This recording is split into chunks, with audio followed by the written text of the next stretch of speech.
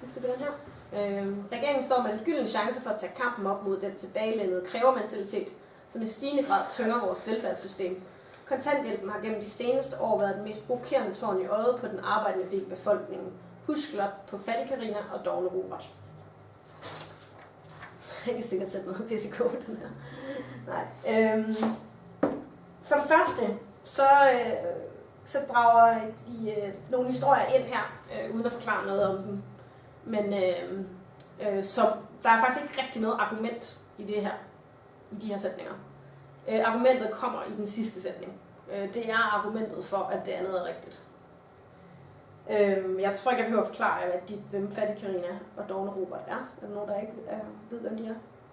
De har framet det så godt, at alle kender den. Alle ved, hvad det er for nogle historier. Det er et begreb. Ja. Må jeg spørge, hvor kommer det der fra? Altså, hvad kommer det fra? Er det et debatindlæg, eller hvad er det? Nej, det er fra en artikel, der beskriver... det er fra BT, jeg tror faktisk, det er fra, hvad hedder det, sådan en leder. Det er fra en leder? Ja. Altså sådan en, ligesom politikken mener, eller... Ja. Ja, der forekommer som sagt ikke rigtig nogen egentlige argumenter. Vi får ligesom bare præsenteret en masse påstande. Der er altså en eller anden krævermentalitet, som i en metafor tynger vores velfærdssystem. Ja, og så påstås det så, at kontanthjælpen er en tårn i øjet på folk, der arbejder. Og den eneste argumentation herfor, det er Fattig Carina og Dovne Robert. Og de er selvfølgelig, fordi det forudsætter, at vi forstår, hvad de står for. Vi får ikke noget direkte svar på, hvem den her krævermentalitet, hvem der besidder den. Men altså, vi kan selvfølgelig ret hurtigt antage, at det handler om kontanthjælpsmodtagerne. Og derfor så er det dem, der ligesom skal tage sin kamp op mod, altså kontanthjælpsmodtagerne.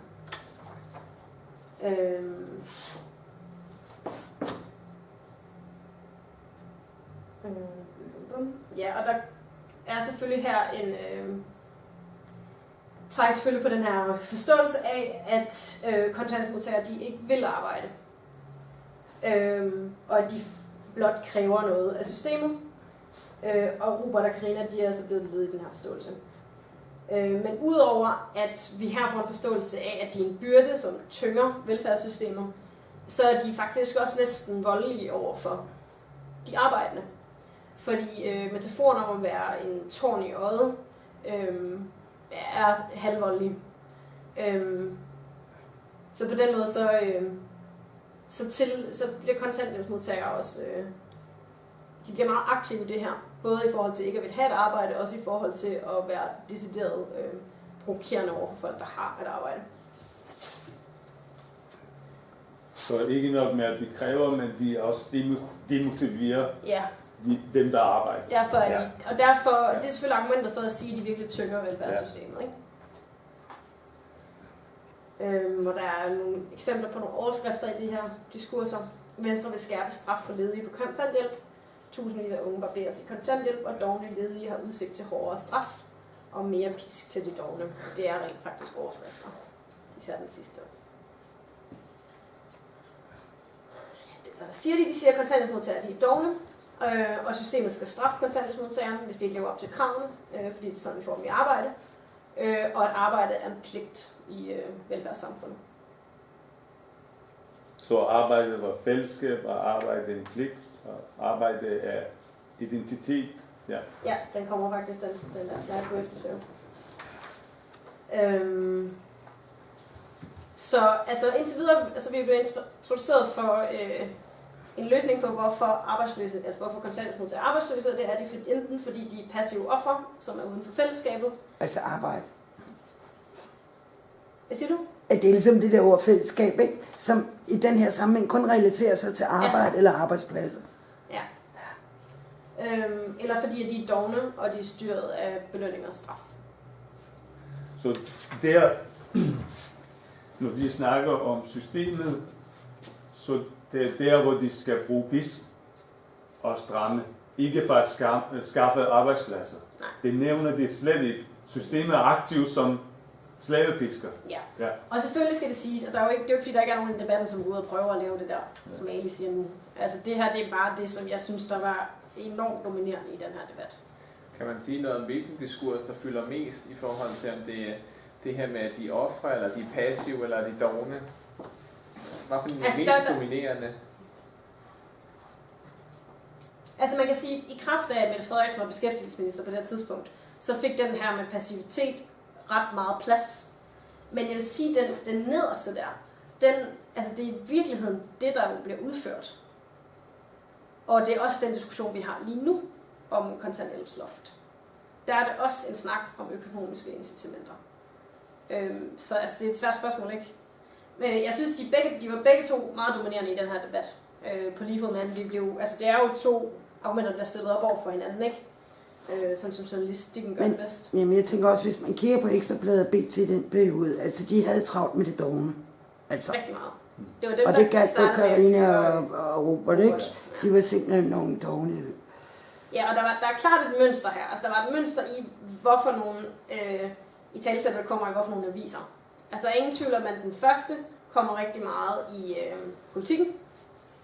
Og de nederste kommer rigtig meget i Jyllandsposten og BT og Ekstrabladet. Berlingske ligger så et sted imellem. Har lidt begge dele. Men det var der ikke, altså... Det var der ikke rigtig nogen tvivl om, at der var en ret stor forskel. Altså, det var ret markant, hvem der italesat hvad. Men jeg tænker lidt, er der overhovedet ikke nogen i debatten, der snakker om strukturel arbejdsløshed? Jo, det er der. Altså, det var der helt sikkert nogen, der bliver nævnt. De blev nævnt, men de fik rigtig ofte ligesom de sidste linjer i artikler. Sådan en person. Ja.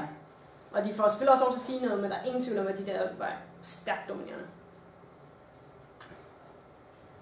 Og som sagt, så var der ligesom... så blev der også sagt noget om, hvad det vil sige ligesom at have et arbejde i en moderne velfærdsstat. Og at arbejde enten er identitet, eller det er fællesskab, eller det er belønning, eller det er pligt. Det med en ret, det er helt forsvundet. Ja, det er det nemlig ikke. Det hedder det ikke mere. Det skal vi snakke om lige om lidt. Der er et ret stort fokus på individets rolle her. Der er ret stort fokus på kontanthjælpsmodtagerne. Og det var der også i de første, fordi det hele tiden peger tilbage på noget substantielt hos dem. Og der er også et ret stort fokus på systemets rolle, altså at det er en reform, der skal til. Men det peger stadigvæk på individet. Det peger på, at reformen skal til for, at individet agerer anderledes. Og der er mindre fokus på samfundet som helheds rolle i, hvorfor folk er arbejdsløse.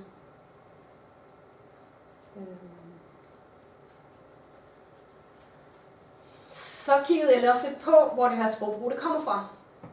Hvorfor siger de ting, de gør, og hvad det egentlig er med til at afsløre. Og så kiggede jeg lidt på velfærdsdiskurser sådan i forhold til arbejdsmarkedspolitik. Og jeg kiggede især på en, der hedder Christen, som har skrevet noget om de her begreber om ret og pligt i samfundet. Og hvordan vores forståelser af de her to velfærdsbegreber har ændret sig en del.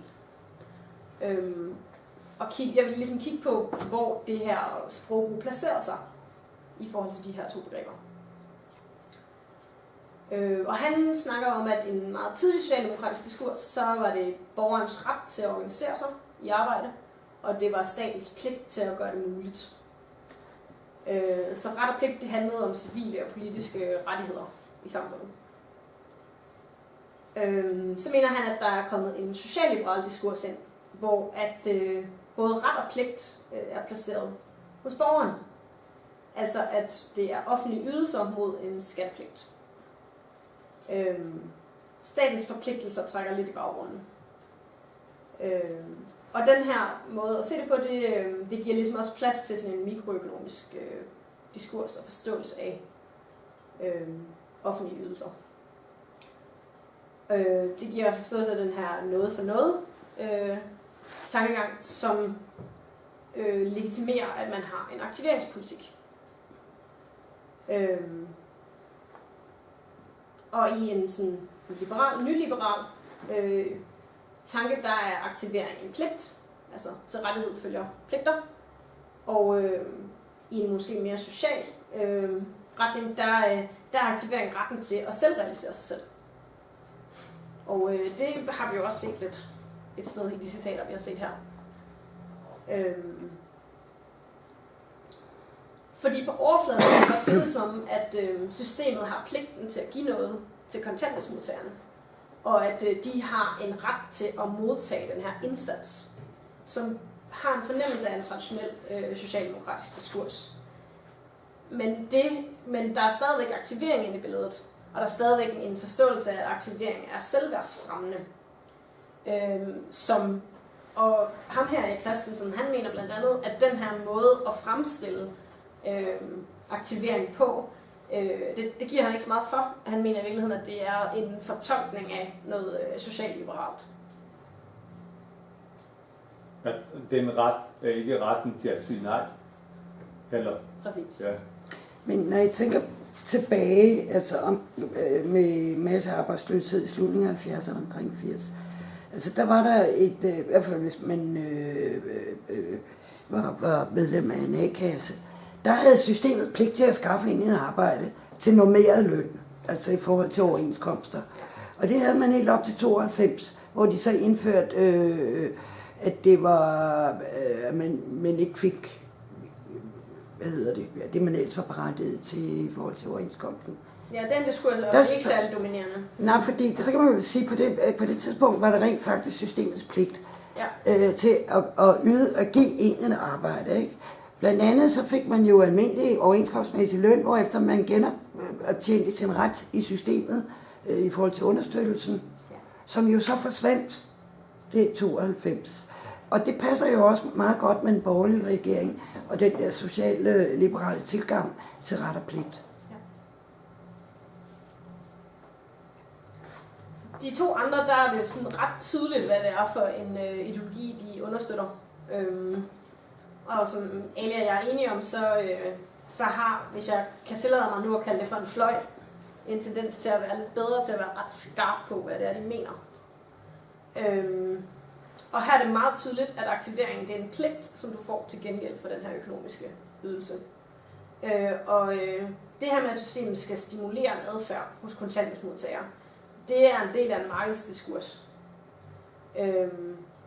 Og kontrol, det er systemets ret, når individet kræver sin ret til offentlige ydelser. Og det er en ret tydelig nyliberal diskurs i forhold til velfærdssystemer. Yes. Så kan man sige, i forhold til den diskurs, at de simpelthen været bedre til ligesom at hvad kan man sige, at tage de rigtige eksempler og bruge de rigtige metaforer i forhold til at rammesætte det. Ja, og man kan også, det man måske kan spørge om, det er om, en ting er, man kan spørge om Socialdemokraterne, i det her tilfælde Mette Frederiksen, om hun laver en fejl, eller om hun rent faktisk trækker politisk mere i en anden retning, fordi hendes er i hvert fald på vej et sted hen, og vi har en fornemmelse af, og jeg ved ikke, om det er, fordi hun trækker i to lejre, altså at hun forsøger ligesom at få to ideologier med ind i en. Altså det skal jeg kunne sige. Hun slår mig ikke som et menneske, der siger ting tilfældigt. Men, så det er et godt spørgsmål. Men generelt vil jeg sige, at højrefløjen er bedre til at frame. Hvordan tror du, at diskursen ville se ud, hvis det var sådan nogle som Enhedslisten og SF, der var mere dominerende i forhold til at sætte dem? Enhedslisten var i hvert fald nogle af dem, som gik meget ud og sagde det her med, hey, eller sådan, det handler altså om arbejdspladser. Og jeg lagde især mærke til, at de kom tit ind, ligesom i slutningen af de her artikler. Så kommer de ligesom ind, og så får de lige sådan et lille alternativ bud på, hvordan det også kunne hænge sammen. Men det ændrer ikke på, at det er en reform af kontanthjælpssystemet, som vi mener er løsningen, ikke? Og ikke et eller andet sted i samfundet. Men jeg tænker, for den her forbindelse, der er faktisk inden for de sidste 3-4 år opstået en masse socioøkonomiske virksomheder, ikke? Som faktisk løser nogle problemer med nogle af de her folk, der åbenbart ikke kan tilpasse normale arbejdsmarked. Og der ved jeg ikke, om systemet egentlig har fået øje på det. Fordi jeg var til et møde for 3 år siden, hvor Knud Folchak og nogle andre sad i et panel og snakkede om, det var enormt besværligt at oprette socioøkonomiske virksomheder. De kunne ikke få låne penge i banken, fordi bankerne kunne ikke forstå, hvorfor man laver virksomheder, der ikke tjener penge. Men til gengæld kan jeg konstatere, at der er faktisk opstået en masse. Hvor efter man har jo løst nogle problemer med at placere nogle folk på bistandshjælp i nogle af de der arbejdspladser, fordi de har den rummelighed, som det almindelige arbejdsmarked jo ikke har. Så jeg ved ikke, om der er en sammenhæng med det. Men det her var selvfølgelig en ret sådan, hvad kan man sige, kort opsummering af noget, jeg har brugt meget, meget lang tid på at kigge på. Og sådan, få eksempler i forhold til, hvor mange jeg har kigget på. Og til sidst så vil jeg bare lige fortælle lidt om, hvorfor at det er en god idé nogle gange at kigge på sproget lidt nærmere. Og hvorfor nogle af de færkler også mener, at vi skal gøre det. Og det er blandt andet, at vi ligesom skal forholde os til, om vi skal ligesom udvikle os den her kritiske sprogbevidsthed, og være klar over, altså, at vi bliver præsenteret for noget, og at det lader til at være et simpelt budskab, men at vi samtidig også accepterer en masse ting, og at men hvis vi er kritiske over for det her, vi ligesom ser, hvad det er, vi bliver præsenteret for, så kan vi også godt ændre det. Og så kan vi også godt ændre de forståelser, der er, hvis vi ikke synes, at det er dem, der skal være der. Og han mener, at vi skal gøre det her, fordi han mener, at vi skal hele tiden have det ære, at vi skal finde ud af, om der er nogle mennesker, der bliver dårligere stillet af, og at diskurserne er sådan, som de er. Det man kan sige her, det er i hvert fald, at efter min mening, så er der nogle ret klare tråde mellem det, de siger, og så ideologier med nogle meget tæt knyttede politiske agendaer. Og udover det, så kan man også godt spørge sig selv, om det her måske har nogle konsekvenser for kontanthjælpsmodtagere, at de ligesom enten skal betragtes som meget svage og meget ud af stand til at gøre ting, og dermed ikke sagt, at der ikke kan være nogen, som ikke er i stand til at gøre ting, men den positionering i diskurser er muligvis ikke så hensigtsmæssigt, fordi jeg tror, det er muligt på en eller anden måde at italesætte kontanthjælpsmodtagere med handlekraft, uden at de samtidig skal være dovne. Og jeg tror på en eller anden måde også, det er muligt at tilskrive systemet handlekraft, uden at det samtidig bliver voldeligt. At der måske er en mulighed for at lave en diskurs, som ikke bliver det ene eller det andet. Ja. Og så til sidst, så vil jeg bare lige komme med et citat fra en norsk mand, som jeg er meget glad for. Fantastisk. Som har sagt det her. Arbejdsløs, hvilket falsk budskab, som om der skulle findes arbejdsløshed. Vores samfund vrimler af arbejdsopgaver, job, som burde gøres, mennesker, som trænger hjælp. Det er ikke arbejde, men løn, som mangler. Lønsarbejdsløse er det rette ord. Det peger på et fordelingsproblem, og ikke på den antagede problematiker, den arbejdsløse. Det var det for i dag. Spørgsmål? Jeg tænkte på det, du lige kom ind på før, i forhold til ideologi og politisk, hvad der er fremme. For, snart er det 15 år siden, der mødte jeg en socialrådgiver, som var i gang med et kursus for nogle bistandsklienter ned i Næstved eller Vordingborg, ned i Sydsjælland et sted. Det var sådan et eksperiment, fordi man på det tidspunkt var meget optaget af empowerment, altså en pædagogiske kreds. Jeg har ikke hørt om det siden. Men det var altså vældig op at vende i den der periode. Alle mulige vejene, også på Reva-centre og sådan noget. Når hun havde sat hold af folk, som hun virkelig fik et empowerment gjort, altså så skide godt, så at de på rådhuset simpelthen fik nedlagt. Altså det gik simpelthen ikke. Hun fik de her folk sådan op på mærkerne, lærte mig at skrive klager til socialminister, jeg ved ikke hvad. Altså de blev simpelthen for besværlige i kraft af det der projekt. Og det er jo også interessant. Altså hensigten, det var at sætte de her mennesker i gang til ligesom at kunne løse nogle problemer af sig selv, ikke? Også finde ud af, hvordan systemerne var på rådhuset, ministerier og hvad ved jeg. Og når det så endelig lykkes, så fik de ikke andet end problemer med 12 mennesker dernede på rådhuset i Vordingborg eller Næstved, hvor det var, ikke? Hvorefter man dropper hele projektet. Men det var meget spændende at høre hende fortælle om det. Også fordi det viste sig også, det var sådan et etårigt procesforløb, at de netop det viste sig, at de sådan internt i deres fælles netværk faktisk kunne hjælpe hinanden til at finde noget arbejde. Men jeg har ikke hørt om sådan nogle projekter siden, netop fordi det har jo ikke, altså efter 2001, har man jo heller ikke været interesseret i at lave den der type empowerment-projekter, som sådan set virkelig vil noget og lave ændringer i folks liv. Netop også fordi mange føler sig fuldstændig magtesløse over for systemet. Helt de sikkert. forstår det ikke. Men det er helt sikkert, men det er selvfølgelig også igen hele den der fokus på, at det er hos individet, at problemet ligger. At det er der, vi ligesom skal lave initiativer, som skal ændre samfundet. Men, men man skal ikke gøre så meget ved det enkelte individ, og det bliver alt for smart eller for klogt, ikke? Altså, det er ligesom det projekt, der er nedvist. Diskursen har flyttet sig på den måde, at retten at have et arbejde, det vil sige statens forpligtelse til at skaffe et arbejde, er blevet vendt om til pligten til at finde et arbejde. Ja. Så flytter man ansvaret på dine skoler, ikke? Værsgo. Og det lykkes dem, den der framing, det lykkes det fantastisk godt. Ja, det er helt utroligt. Ja. Men det hænger nok også delvis sammen med den sociale marginalisering, der også er. Altså folk mænger sig ikke med hinanden mere. Middelklassen er jo meget lidt indsigt i, hvordan man lever som bistandsklient, ikke? Fordi de bor jo... Jeg interviewede faktisk 2 kontanthjælpsmodtagere, det her, bare for at få en fornemmelse af, om det her rent faktisk havde en indflydelse. Og blandt den ene var en ung pige på 24, som havde haft en depression. Og hendes største mål i verden var ligesom bare at blive selvforsørgende. Hun ville ligesom gerne selv forsørge sig selv. Og hun havde en helt klar prioritering af ikke at fortælle folk om at hun var kontanthjælpsmodtager i sociale sammenhænge for eksempel. Ikke? Altså det var hun meget bevidst om. Og der var den anden kvinde, jeg talte med også. Hun var også meget bevidst om det. Og